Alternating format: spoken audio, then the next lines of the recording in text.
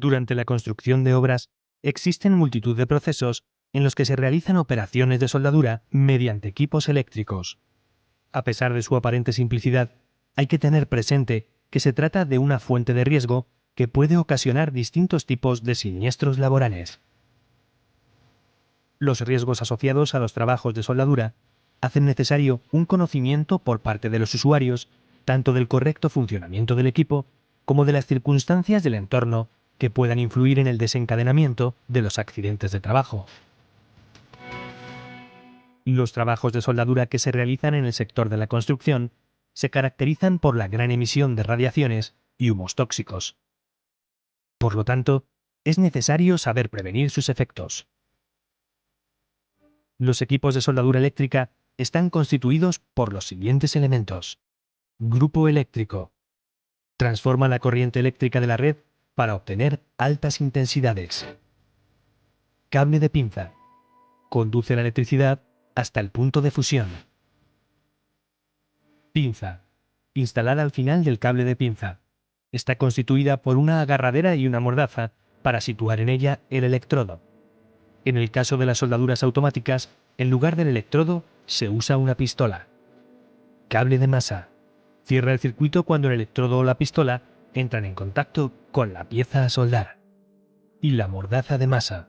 Dispositivo que se pone físicamente en contacto con la pieza a soldar. Está situada en el extremo del cable de masa. Antes de iniciar los trabajos, es preciso comprobar que los cables, la pinza y las conexiones se encuentren en buen estado. Hay que asegurarse de que los elementos de protección del equipo y la instalación se encuentran en perfectas condiciones de funcionamiento. De este modo, se evitarán los contactos eléctricos. ¿Cómo evitar situaciones de riesgo?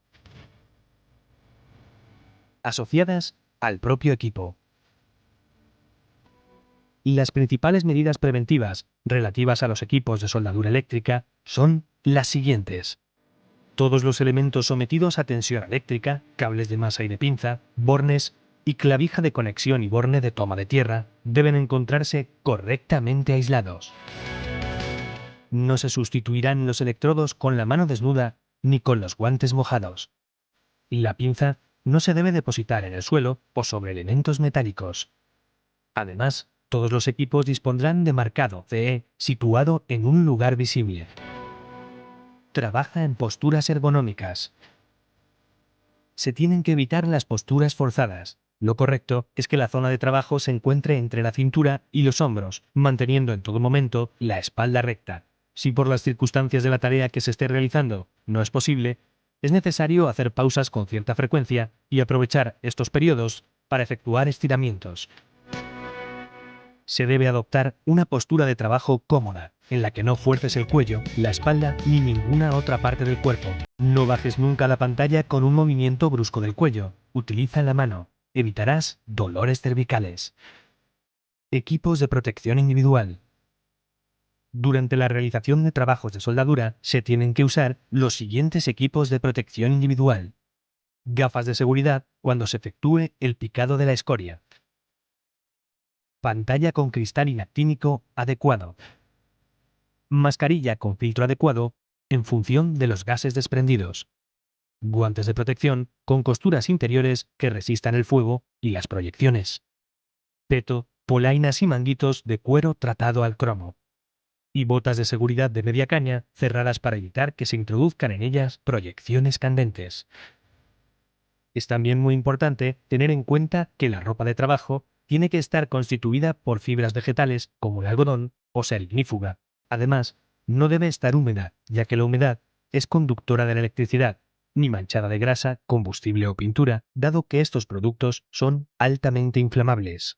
Los bolsillos deben permanecer cerrados, sin dobladillos en los pantalones, y los bajos de estos cubriendo las botas. Así se evitará que las proyecciones se queden atrapadas en la ropa, quemándola.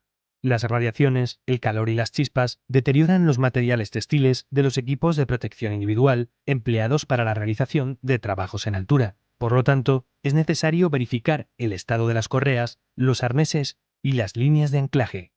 Los trabajadores que se encuentren en las inmediaciones del lugar donde se lleven a cabo tareas de soldadura tienen que usar también los equipos de protección individual necesarios.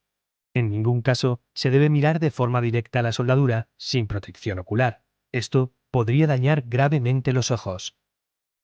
Antes de usarlos, tienes que comprobar que los equipos están en perfecto estado de conservación. Si son los adecuados y se encuentran en buen estado, te proporcionarán la protección que necesitas. Medidas preventivas relativas al entorno de trabajo.